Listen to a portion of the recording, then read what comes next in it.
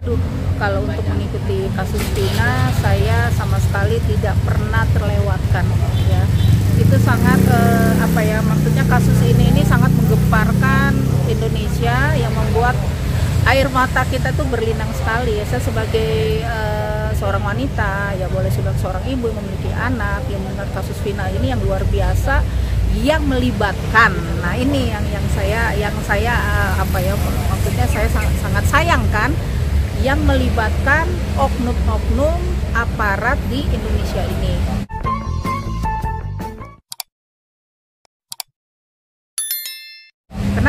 Kenapa saya itu sangat tergugah sampai menguraskan air mata, karena saya memiliki almarhum opa saya itu pejabat polisi yang notabene-nya itu kredibilitasnya tidak lebih dan tidak kurang mirip seperti Jenderal Sugeng. Jadi saya boleh dibilang untuk kegiatan saya, banyak kegiatan yang di luar yang bisa menghasilkan cuan aja itu harus saya batasi, hanya ikut mengikuti persidangan atau mengikuti semua berita-berita tentang kasus Vina Cirebon ini, karena itu menggemparkan sekali ya, dengan korban-korban yang ada, dengan kasus-kasus yang katanya ini salah tangkap gitu loh. Kenapa kok bisa salah tangkap gitu ya, sampai ada penyiksaan seperti itu gitu ya. Saya sih sangat percaya karena lihat dari foto-fotonya aja sih kita bisa lihat gitu kan, bagaimana kita bisa melihat pada saat korban menyatakan bagaimana tersakitinya dia di dalam penjara, sampai ada kasus ini harus harus disiksa dulu, terus nanti akan dikorbankan, misalnya dipenjarakan dulu sampai ada yang mau dihukum mati, bukan hukum mati ya, sampai akan dihukum seumur hidup gitu. Jadi bagi saya, waduh, ini nggak main-main ini. Kita harus sebagai anak bangsa, kita harus support ya semua ini ya. Saya minta semua di kalangan rakyat Indonesia, kita support sekali. Kita ingin membenahi membenahi yang namanya pengayom rakyat gitu. Andai kata opa saya masih hidup, ini nggak main-main ditangani. Dia mau dikasih apapun, saya tahu persis dia mirip sekali seperti Jenderal Sugeng. Tapi sayang beliau sudah wafat. Berarti bisa dibilang miris ya? Waduh, sangat miris. Itu air mata saya boleh dibilang tiap hari itu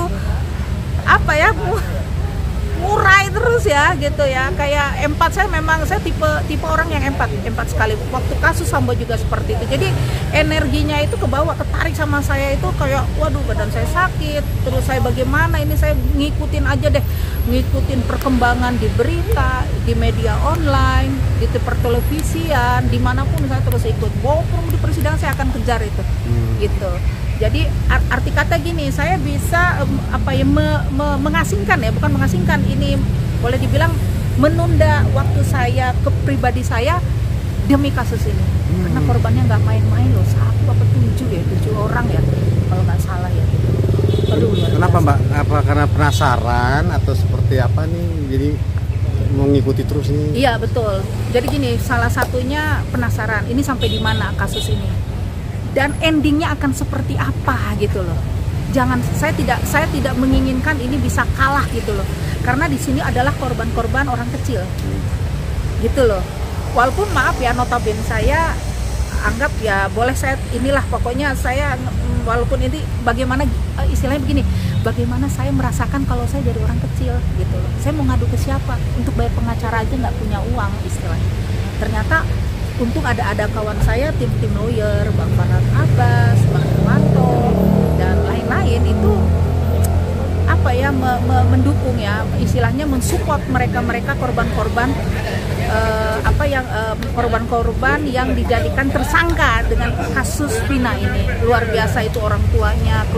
Ini bisa mengorbankan bukan saja Vina ya, keluarganya Vina, kemudian kayak korban ini ya, keluarganya korban, ibunya, kakaknya.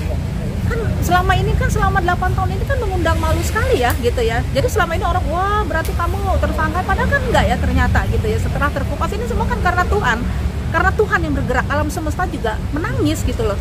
Ibaratnya begini, bangke kalau ditutup-tutupin itu akan ketahuan juga gitu loh. Jadi saya sedikit boleh dibilang saya vokal ini dalam kasus ini. Saya dari gadis sampai sekarang ini jadi boleh dibilang jadi ibu rumah tangga. vokal ya dalam setiap ada kasus apapun, bukan Vina aja, kasus Sambo, dari ya. Sambo yang sebelumnya itu kasus pembunuhan yang notabene itu orang-orang yang menjadi korban gitu Mas. Jadi terpanggil untuk saya gitu. Nggak bisa saya kalau nggak selesai, ini saya harus selesai, saya ikutin ini sampai selesai. Kalau begitu. menurut ibu kira-kira endingnya seperti apa sih Bu? Kalau saya belum tahu ya, saya berharap endingnya itu sesuai fakta yang ada. Saya tidak suka ada fakta yang disembunyikan atau yang terselubung atau ada yang bermain dengan piti misalnya gitu. Itu bagi saya sih anti sekali ya dalam kehidupan saya, karena saya orangnya tegas untuk mendidik anak saya gitu. Karena saya juga banyak bukan banyak kasus ya, arti kata dalam hidup saya selalu menegakkan kebenaran. Sekalipun saya dipilih pada saat itu, saya pernah diberikan salah satu ketua sekolah ya, boleh bilang ketua komite, itu punya step untuk memanage segala sesuatu itu. Saya harus jujur dan transparan gitu. Ya itulah yang saya ajarkan kepada anak-anak saya. Saya merasa mudah-mudahan ini kasus Vina ini, saya minta doa dari semua masyarakat Indonesia, kepada simpatisan-simpatisan, kepada relawan dan kepada semua orang.